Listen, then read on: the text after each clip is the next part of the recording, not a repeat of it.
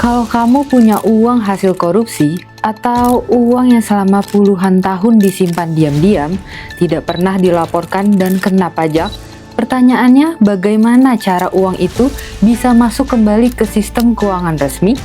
Nah, inilah yang sedang menjadi perdebatan besar di Indonesia karena muncul satu pasal, yakni Pasal 50A UU P2SK. Pasal yang disebut-sebut menjadi pintu masuk bagi dana yang selama ini bersembunyi di luar sistem. Kalau pasal ini dijalankan, Indonesia berpotensi memiliki mesin pencuci uang terbesar dalam sejarahnya. Mengapa Danantara ikut disebut-sebut? Hari ini kita akan membedahnya.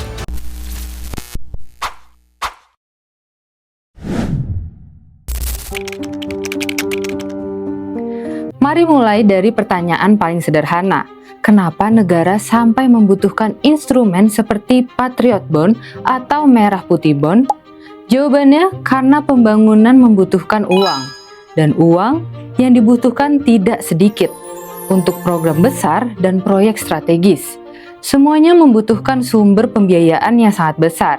Masalahnya, tidak semua uang masyarakat berada di bank. Ada uang yang mengendap, ada yang berada di rekening luar negeri, ada pula yang selama ini memilih bersembunyi dari sistem. Maka muncullah ide, bagaimana kalau dana-dana yang menganggur itu ditarik masuk untuk membiayai pembangunan? Di atas kertas terdengar masuk akal. Disinilah nama Patriot Bond dan Merah Putih Bond mulai muncul. Sederhananya, negara menerbitkan surat utang khusus. Masyarakat membeli, negara mendapatkan dana. Lalu dana tersebut digunakan untuk pembiayaan pembangunan. Konsep seperti ini sebenarnya bukan hal baru. Banyak negara pernah menerbitkan obligasi khusus kepentingan nasional. Masalahnya, kontroversi kali ini bukan soal obligasinya, tetapi soal aturan perlindungan yang melekat pada instrumen tersebut. Dan semuanya bermuara pada satu pasal, Pasal 50A. Pasal 50A memberikan perlindungan hukum yang sangat luas bagi pembeli instrumen surat utang khusus tersebut. Bahkan disebut bahwa transaksi terkait mendapatkan perlindungan dari berbagai tuntutan hukum, mulai dari pidana, perdata, hingga perpajakan. Lebih jauh lagi, data transaksi tertentu disebut tidak dapat digunakan sebagai alat bukti dalam proses hukum. Dan disinilah alarm mulai berbunyi, karena muncul pertanyaan yang sangat mendasar.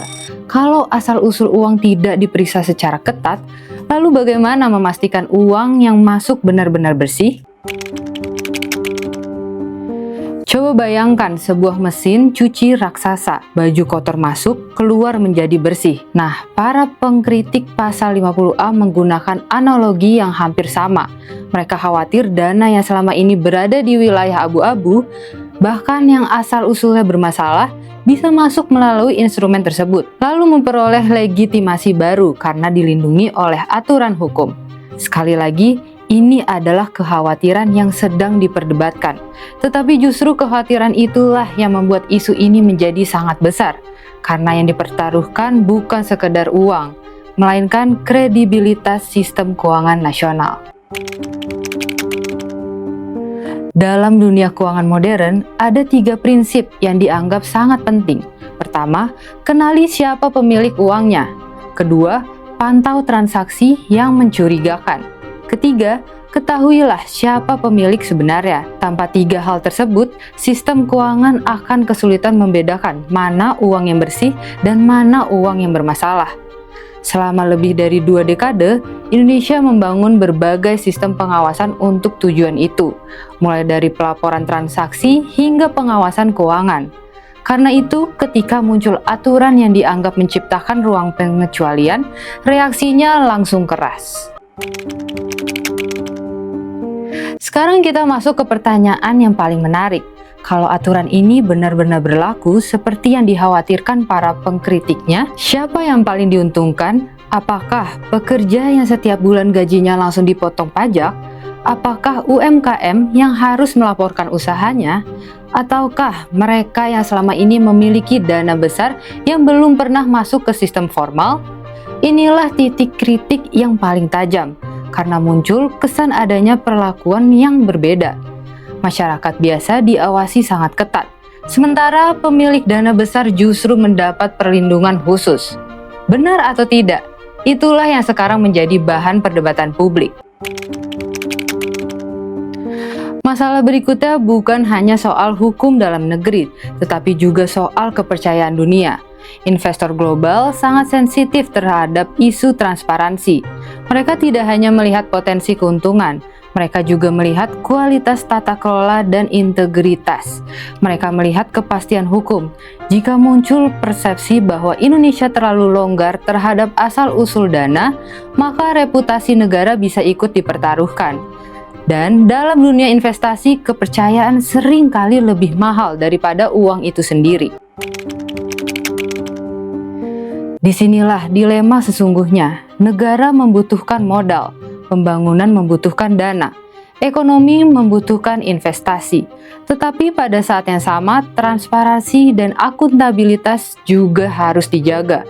Karena sejarah menunjukkan satu hal, banyak negara gagal bukan karena kekurangan uang, tetapi karena kehilangan kepercayaan publik.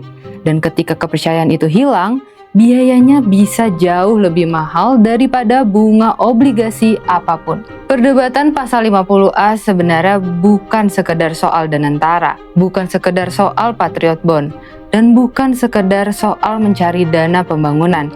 Ini adalah perdebatan tentang batas yang sangat penting. Sampai sejauh mana negara boleh mencari modal tanpa mengorbankan transparansi, sampai sejauh mana pembangunan boleh dikejar tanpa mengurangi akuntabilitas, karena pada akhirnya uang memang bisa untuk membangun, tetapi hanya kepercayaan yang bisa membangun sebuah bangsa.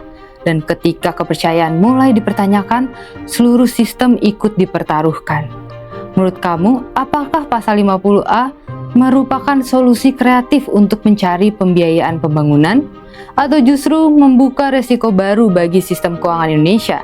Tulis pendapat kamu di kolom komentar, jangan lupa like, share, dan subscribe Infobank TV karena di Belajar Uang, kita belajar bukan soal uang dan investasi, tetapi juga soal tata kelola dan sistem keuangan sebuah negara.